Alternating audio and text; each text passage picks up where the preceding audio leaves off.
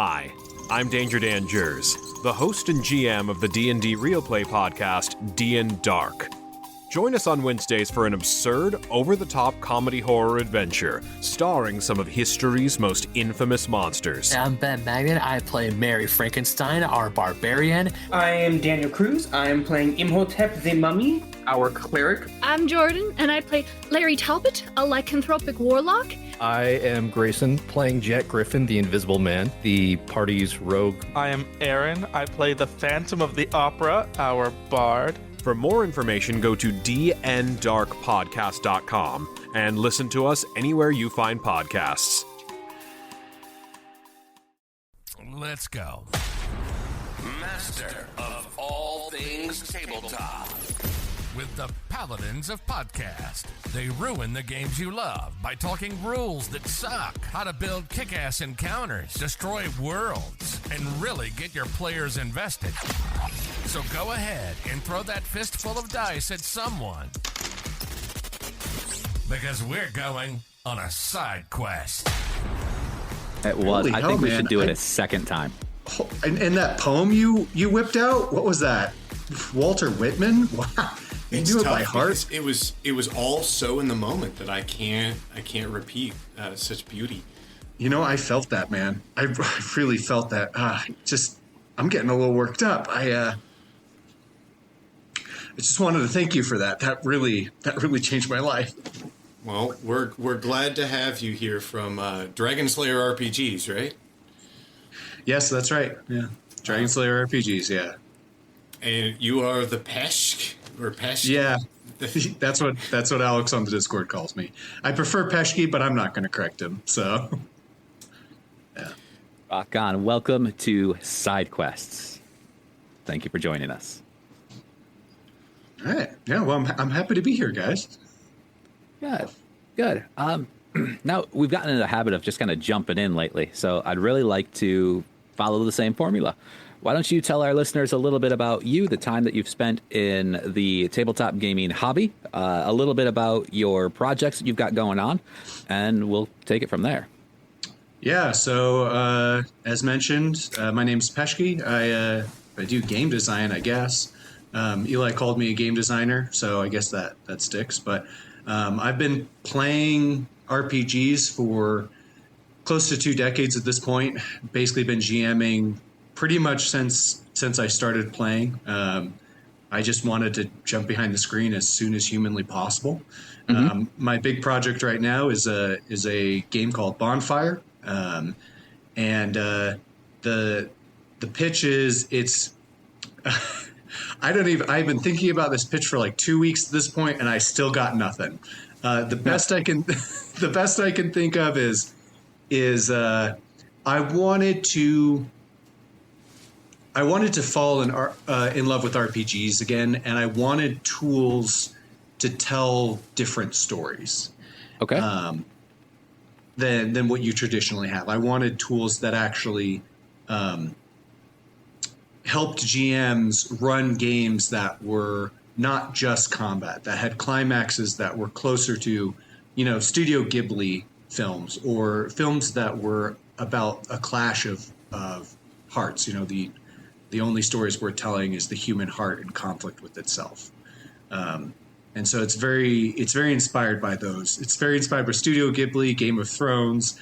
It's very inspired by games it's very inspired by the promise that I think RPGs gave us when we first started playing, but I don't think ever really delivered. Okay. Yeah. Okay, so with what you're kind of throwing at, it sounds interesting, and I know I've been supposed to have I've read more of the rules, but I had a huge work accident and haven't had the I'll give you a pass. Yeah, I'll give you a pass. So could you tell us, how have you really been able to achieve the desired effect then? I mean, if we're not focusing as much on combat, but more of the stories of the heart, how did you develop those mechanics? How did you pull it all together? What kind of things did you really build into it to give you what you were looking for? Yeah, so the first thing I did was kind of like build out some sort of social system. I know that's kind of a dirty word. People don't especially in the OSR communities, which I tend to be align myself a lot more. I don't consider myself OSR, but I do think that they're within the spirit of what I'm doing. Of the idea of, when two people get into a clash of personalities, a clash of wills, how do you resolve that in, your average game? We'll just say 5th edition because, that's the monolith. That's what everybody has to be compared to. Yeah, I got no idea about 5th edition. Yeah. But like it usually boils down Pathfinder too. Pathfinder. That's it. Yeah. What you do is you usually, if it is down to a dice roll at all, it is a persuasion or deception check or a bluff check, 3.5, and that's it. It doesn't really consider, or how to put this. It's like the GM can then add modifiers based on, hey, this is what I know about the NPC. This is what I know about the player. This will make it harder, and this will make it easier. And I've heard people pitch ideas of like, oh, well, this guy's stubborn, so if he's trying to resist persuasion, he gets bonus or he gets an advantage. Sure. But those tend to not be consistent even within the same GM, because it is based on a ruling at that very moment, and it really doesn't take into account how invested that NPC or player is in that particular outcome. Because even if you're the most stubborn person in the world, you're not going to fight over maybe, this is a weird metaphor, but like pulling the plug on your mom as opposed to getting a discount at the cashier, a 5% discount on your groceries. Like those two are in completely different arenas and deserve completely different considerations. But really, even at the best of times, they're treated the same. And so I wanted a way for GMs to have rules that they could consistently get out. I have this NPC who cares about these things or has these beliefs, and players to do the same. Because once you have consistency in a system, you can have players play around with that, plan around it, and utilize it in their plans. That's one of the reasons why I think combat is used so heavily, is because it's a consistent thing. All of your powers are based around it. You can plan around combat. You can talk about hit points and attack. I wanted the same thing for confrontations. We're going into this. What do we know about this NPC? What do we know that he cares about? What do we know about him as a person?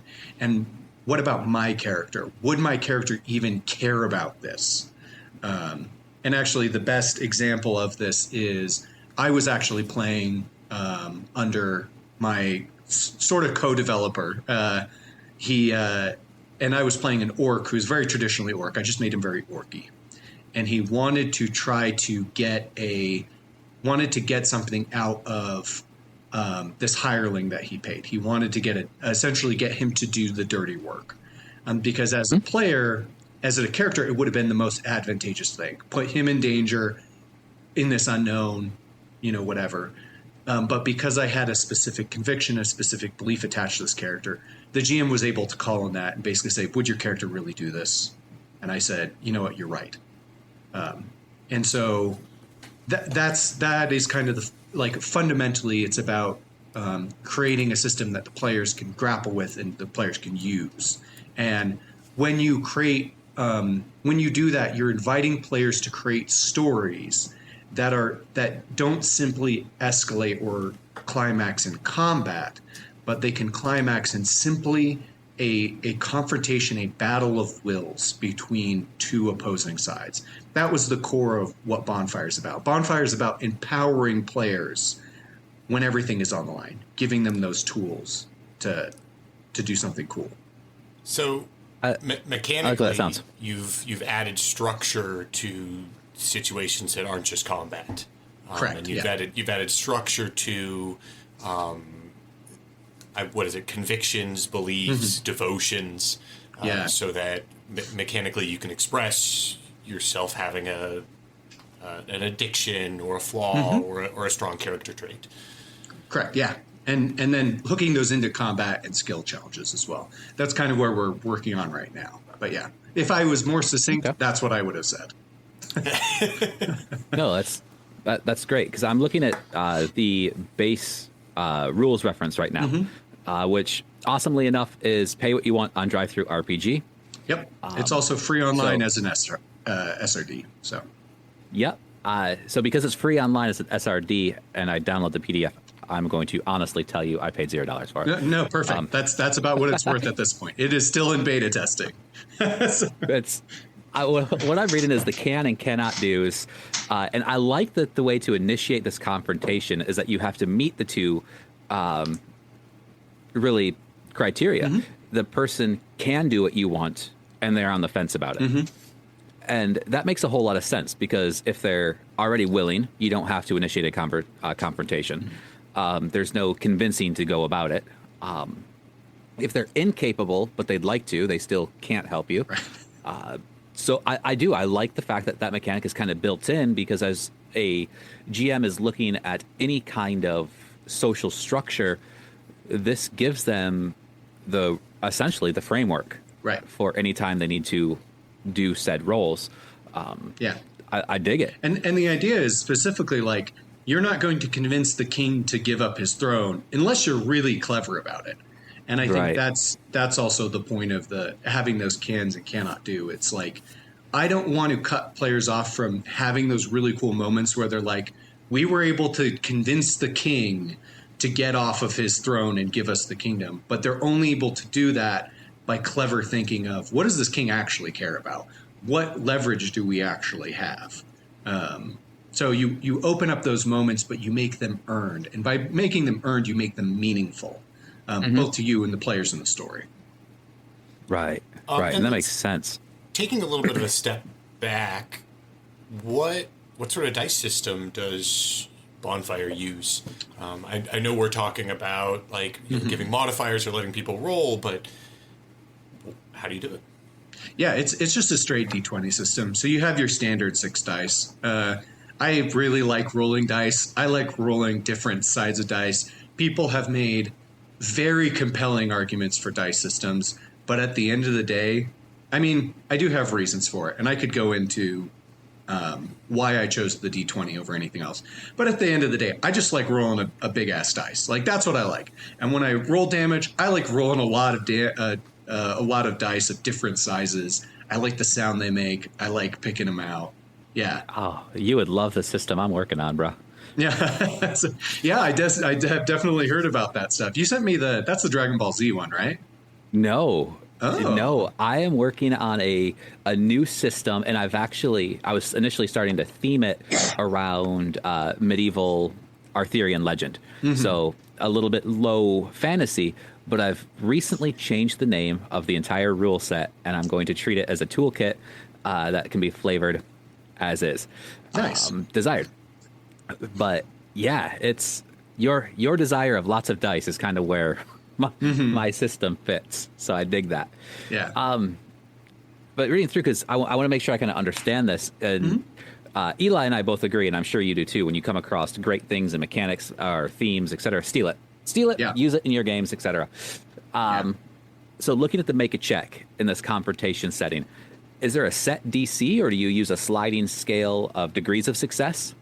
No, I don't like. I do not like DCs. I find them very arbitrary, and oftentimes, and more personally, this is why I really don't like them, is because a lot of times I'll set them, I'll start talking to the players, and then I will forget what I set.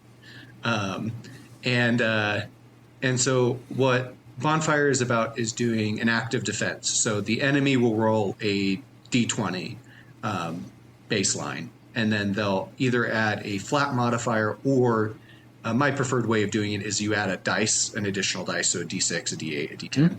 And usually what I like to do is I set the difficulty, I take that dice, I set it aside, and then I do all my arbitration with the players. And then I can just pick it up. So that's why I like the dice instead of a target number. But with this, the NPCs typically will also have their own descriptions, convictions, devotions, and stuff like that. Usually, if it's an important NPC, I'll fill about half ahead of time. If it's less than that, 1 or 2. And then I have just a basic framework that gives me a blank NPC template that I'll fill out. It's actually based on Justin Alexander's NPC quick reference. Okay. That's who kind of inspired it. And so then they'll add those modifiers. And so it creates a back and forth of what the player's saying is based on their convictions, their devotions, what their character believes, and then how the NPC responds is also based on that. So you learn about the NPC as they make checks, because otherwise they wouldn't be making checks at all. But yeah, that's fundamentally it. It's an active opposition. Okay. When you describe that situation, when you're describing what you're adding to the NPC's role, do you say what those convictions are? Like, when you're rolling for the king, are you like, well, he loves his power, so I'm adding this D8 into this check? No. Typically, I don't, because I want things to stay in character as much as possible. But what my response will be typically confirmed by the convictions, and then I've also added in another skill called intuition that will allow players to, because there's a lot that is not communicated, or there's a lot in interpersonal communication that's not communicated between players and GMs. So a lot more information is passing between the characters than it is between the player and the GMs, because that's how communication works. There's a lot of nonverbal stuff. So I created the skill intuition that basically represents that players can basically use to say, okay, my guess is he has this conviction. I can test it out by actually testing it out and using his conviction against him. Or I can roll intuition to just double check. Or I can roll intuition after a confrontation. That's what they're called. And then the GM can say, okay, these are the things you've noticed about his character.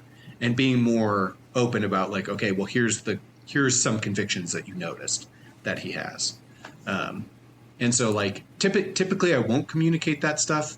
But I also opened an avenue where players can get that information if they want. So part of the gameplay, just like you might prepare for combat, is also preparing for social situations and finding out someone's convictions and devotions? Correct, yeah. And you're rewarding players for getting to know NPCs. And that's part of Bonfire's design, is rewarding players for being engaged. A lot of games, it's one of my issues with advantage and disadvantage, is it only rewards your players so much for engaging, but you can't get double or triple. Where Bonfire, I have gone out of the way to make sure that if a player is engaged, if they're asking questions, they can find answers, and those answers will be useful to them in a mechanically expressed way, which means they're consistent. Yeah. Nice. Nice. So, as you said, this is still in kind of a beta test, but it's free for anybody to check out and kind of look at.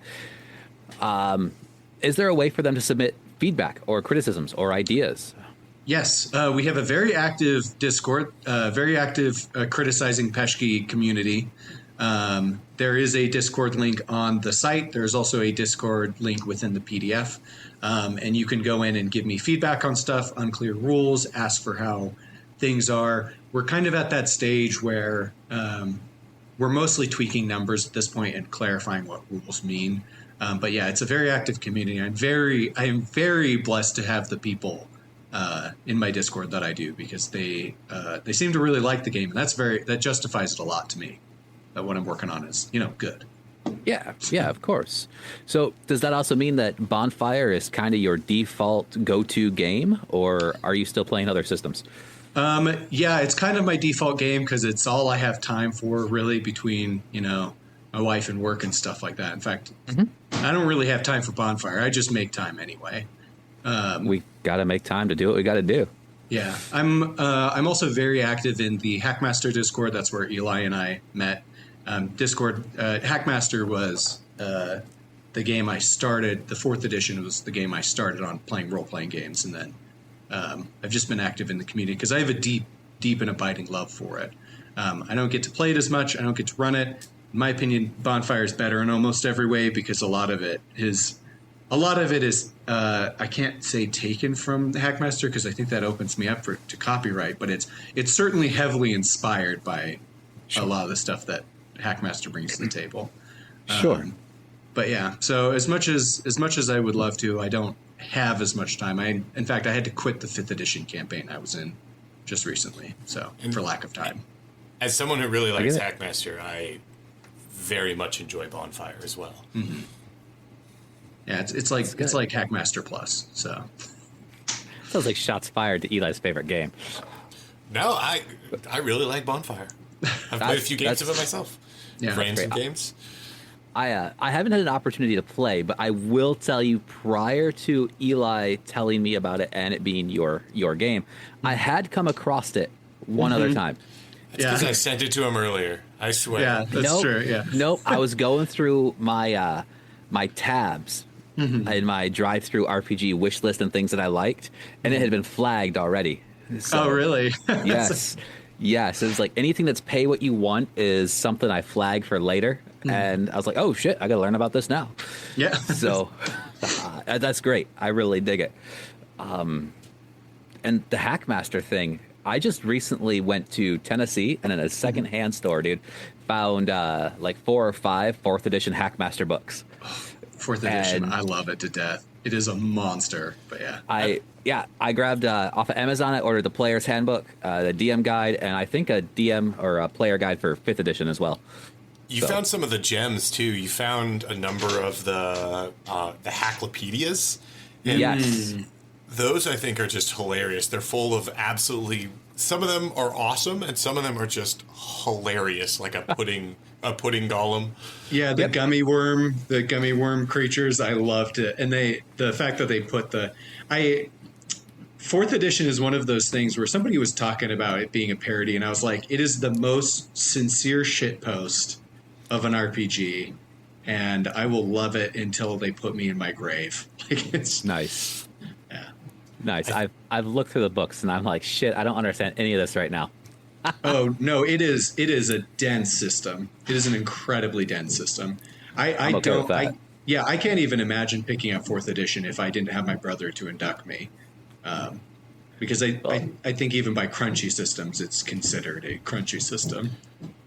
Thankfully, Eli said that. Like all because it was a parody, they would often like release extra things that would errata previous things. Yeah. So if you have the whole collection, it can be difficult. But I think if you approach it carefully, you can definitely dive into the crunch. But I also love crunch.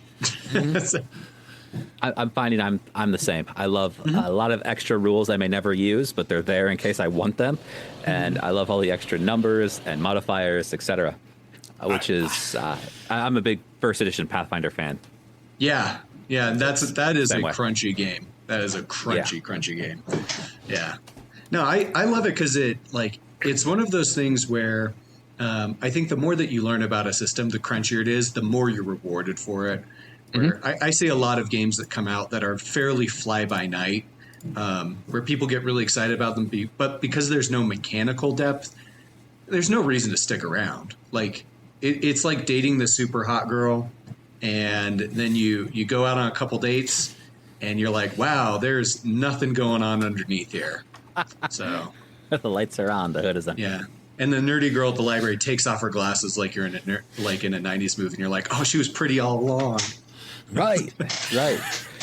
Yeah, I dig it. The crunch is there. It's real. And I think that in more words, it sounds like you're mentioning the fact that as you learn all the crunch, that rewarding feeling at the end is literally learning how to play and game the mechanics. And a lot of people don't like that. They don't like the optimization.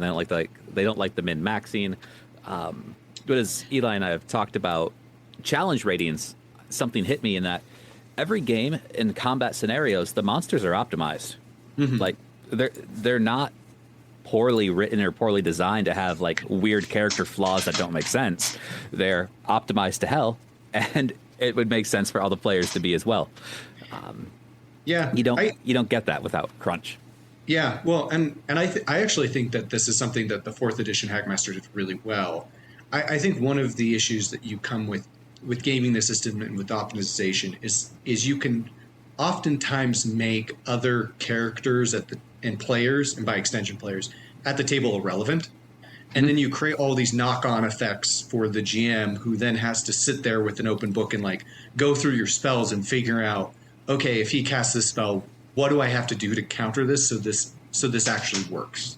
This is actually a challenge. I think with 4th edition Hackmaster and games that are correctly like crunchy, you can optimize all you want, but there will still be an Achilles heel that brings you down. Yeah.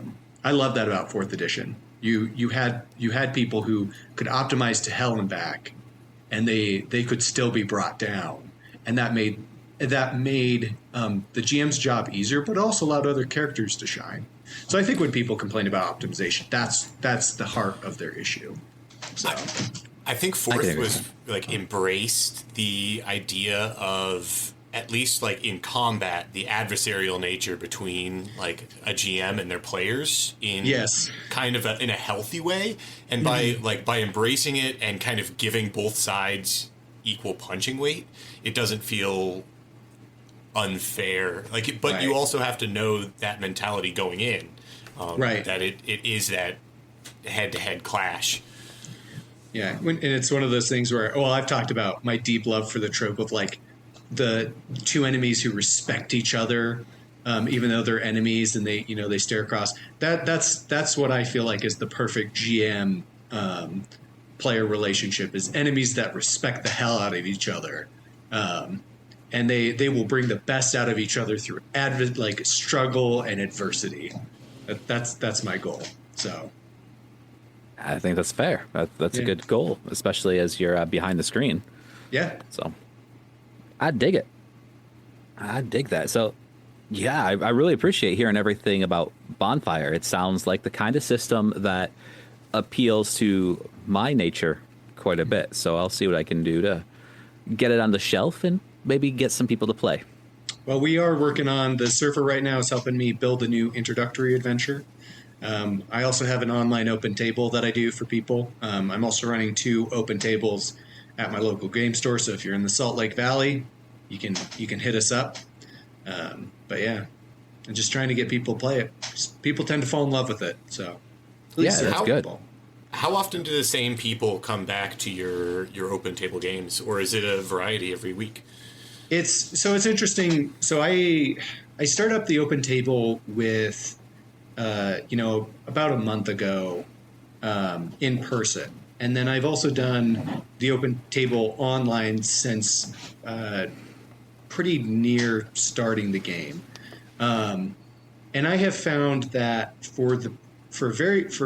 Bonfire is not made for everybody. It's just simply not. It does not have mass appeal. In fact, I would consider it, Dwarf Fortress at this point. What I have seen is the people who play it. There are certain people who that's what they've been looking for their entire life. It's like, with Ryzen from the Discord, Eli, who he showed up once, he played it, and now he cannot get enough of it. He has been bothering me basically the last 2 weeks for downtime activities to play more, and he's actually the reason why I started up a second open table, is he just wanted to play every week, but he couldn't, so it's like... So Bonfire is not for everybody. So there are some people who bounce off of it, but I found that there's a small percentage that, it's what they've been looking for this entire time. And they tend to not want to put it down. So that's good. That's very good. All right. So one question I'd love to ask absolutely everybody. I'm muted. Is there a game that you have not had the opportunity to really sit down and play, but you have wanted to, or a theme? Because Bonfire is a fantasy RPG. Yeah. So do you have other genres of games that you I used to crack open? Yeah, so I used to run Aces and Eights in high school. I know you brought it up, but I also have been rewatching Firefly, and Aces and Eights fits perfectly with that. I have been wanting to play Aces and Eights really bad lately. I just love the Western genre. I love that game specifically. yeah, so for me, it's an easy Western, easy aces and eights. So Nice. Eli, has yours changed yet? What did I say last time? I don't remember.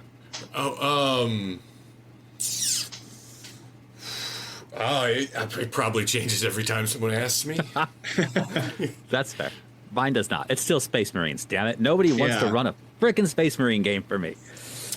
Oh, games to play in? Oh, I think that's different than games that I want to run. Either. I would run it. I'd run a Space Marine game at this point. God, I'm probably playing any games, though. I'm just down to play games. Someone run a game for me. Right. I mean, I joined a 5th edition campaign just to remember what it's like to be a player, so I totally relate. So, hey, Rob, have you checked out Death Watch? I've seen a little bit of it, but I haven't dived into it. Okay. I used to run Dark Heresy. No, I used to play Dark Heresy in high school. And Death Watch is the Space Marines version of it. So you play as Space Marines. So it might be worth checking out. Yeah, it's kind of on the thing to eventually pick up.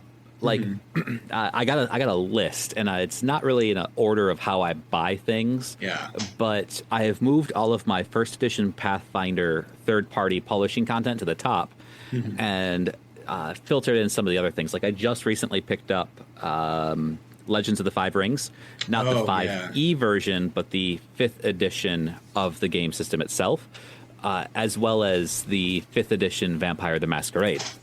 So yeah, L5R, completely different systems. L5R is really really fun. I played it at a free RPG game, and I think it's one of those ones where I played and I was like, you can't.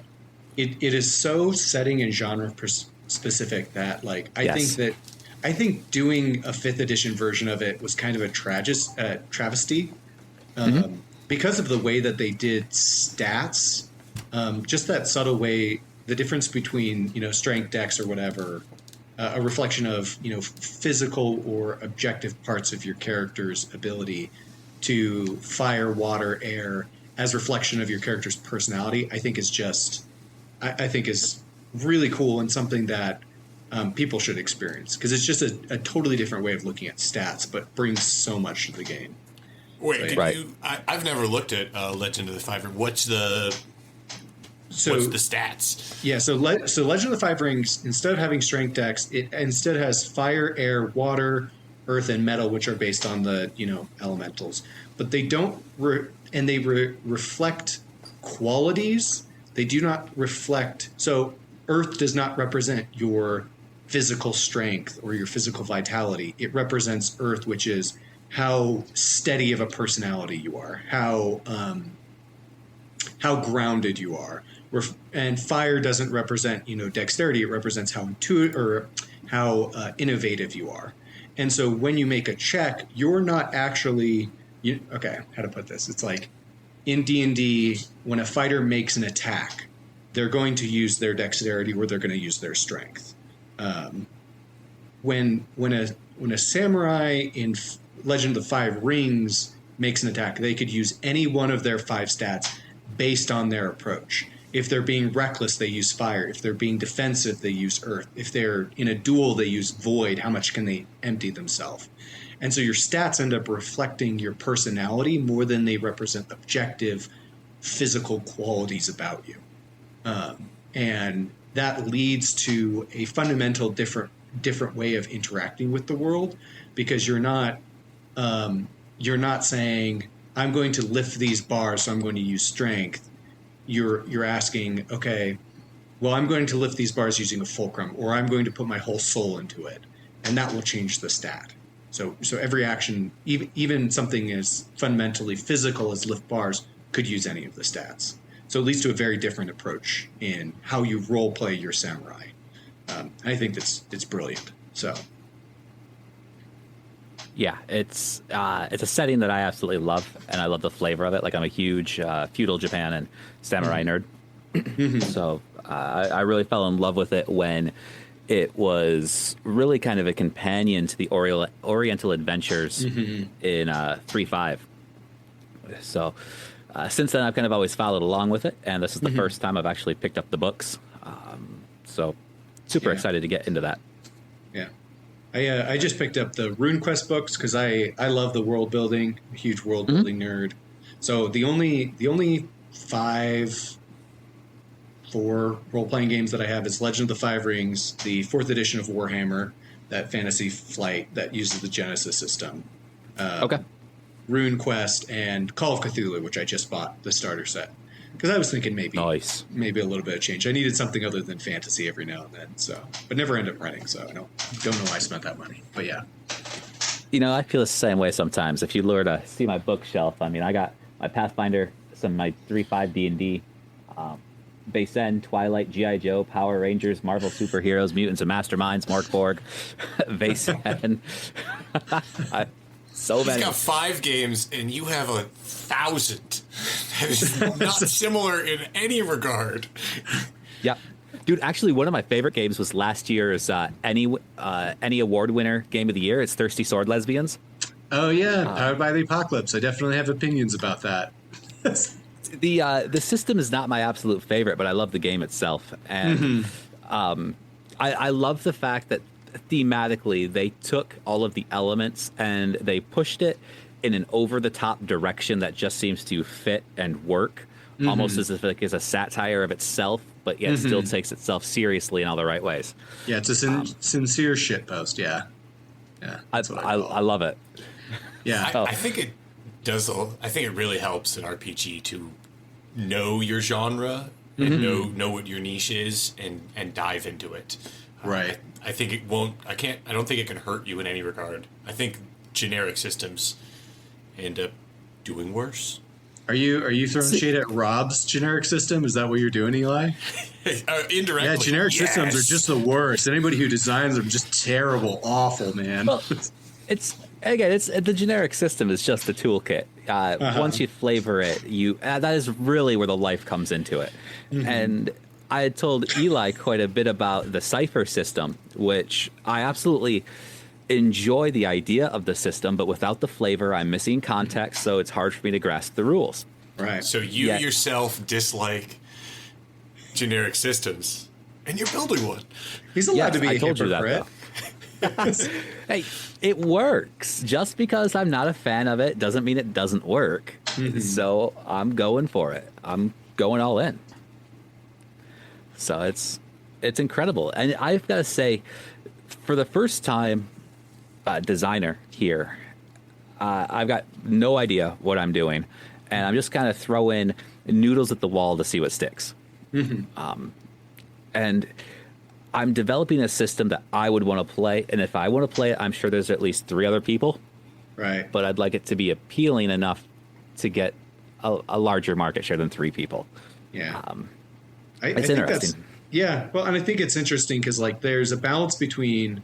I mean, I was just watching a video on Dwarf Fortress just before getting on here, and it's that difference between the mass market appeal and something that is so idiosyncratic to the designer itself that appeals to nobody, makes no sense. You're talking about your Fatals, your fantasy and adults, whatever that they renamed it to, where it's so specific to that designer that it's basically incomprehensible to other people. And then on the other side, you have games like Pathfinder or 5th edition where they're so, I'll just say it, they're bland, that they have a mass market appeal, that they lose, some level of artistic quality. What is interesting about them, the GM has to supply.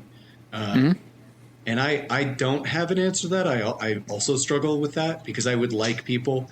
I would like to get to a point with Modifier where it pays for its own art, because art is very expensive. So I have to make it appealing on some level. But at the same time, it's my baby. And I want it with all its weird little quirks and stuff like that. So I don't have any good answers for you. But yeah, I think it's trial and error. Yeah, it is. It is trial and error. Sometimes you just make mistakes. So I do think quirks are important in a game.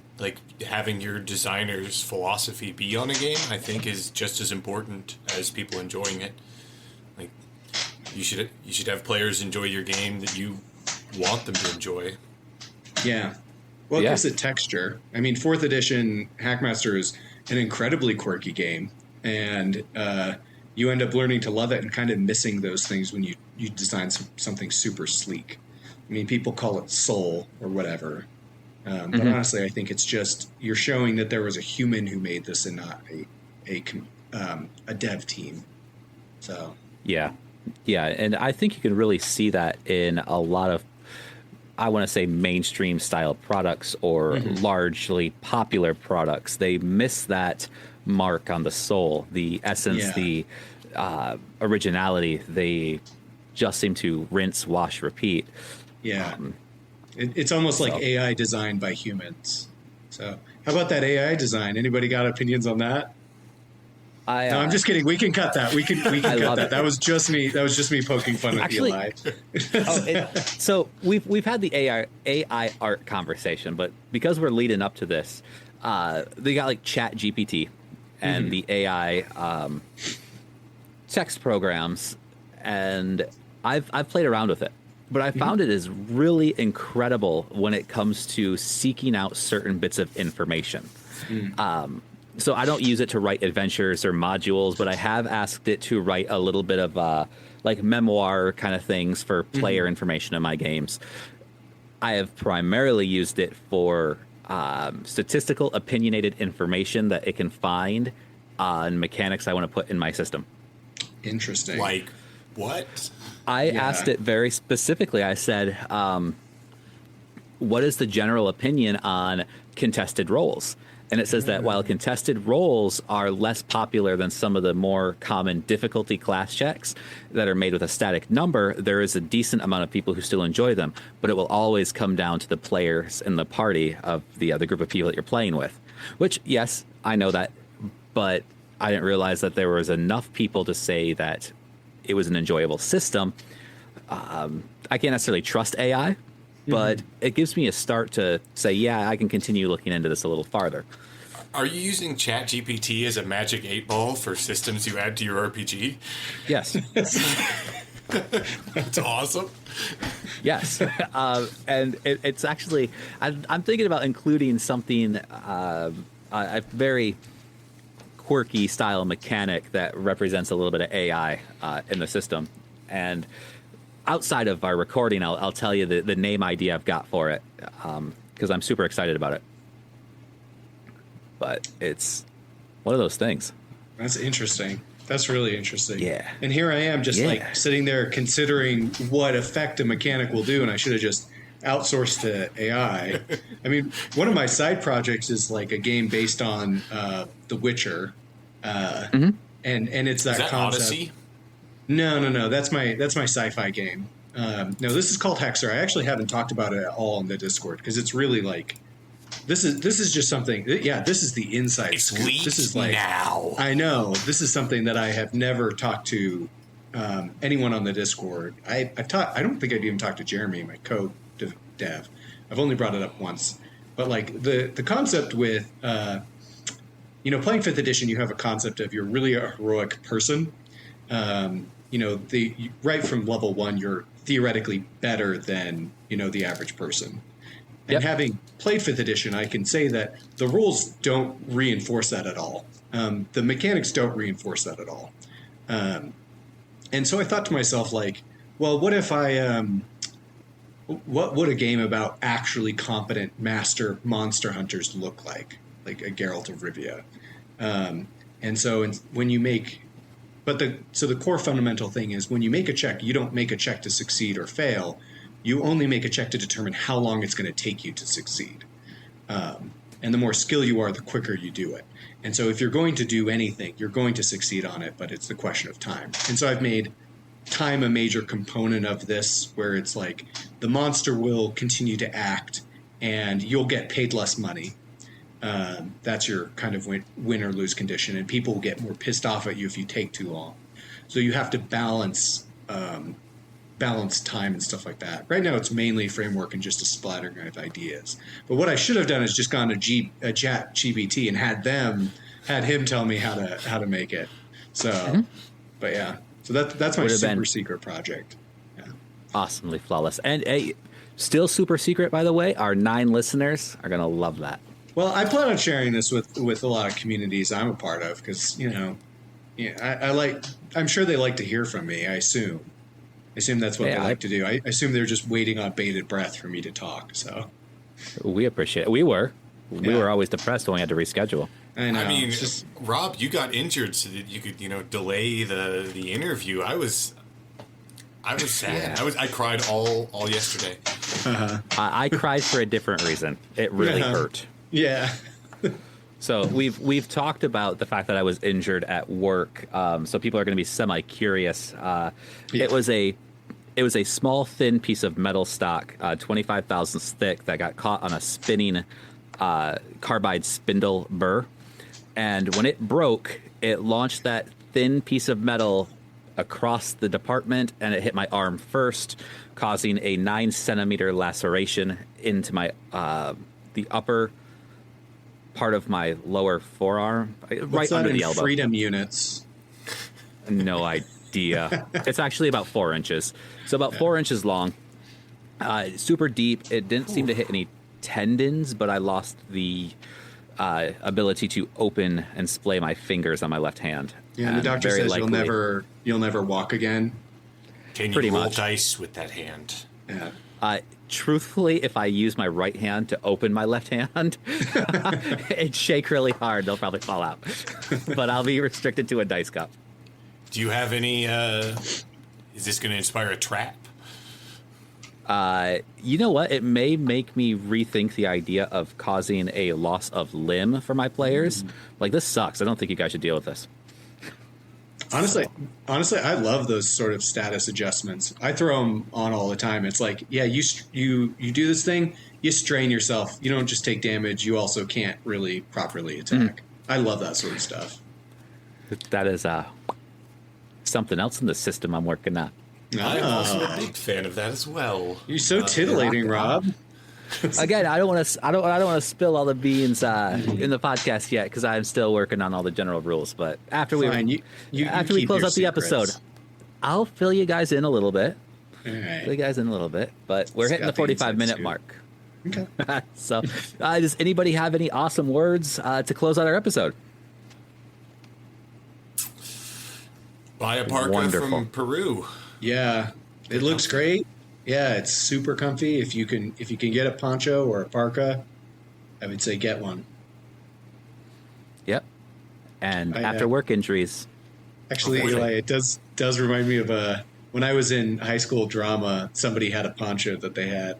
And I remember we were getting changed on the last day, and he throws on a parka, and then out of nowhere, he puts on a cowboy hat. He's completely naked besides that. He turns around and goes, "Well, boys, I'm out." And he just walks out of the green room. That's it. That's the story I'm going to end on. Love it. Fair enough. Everybody stay safe and have a great week. Yeehaw. Okay, new intro. We've changed the name, and we're still using the word paladin. Paladin. I mean, it hasn't been used in the English language in about 200 years, but okay.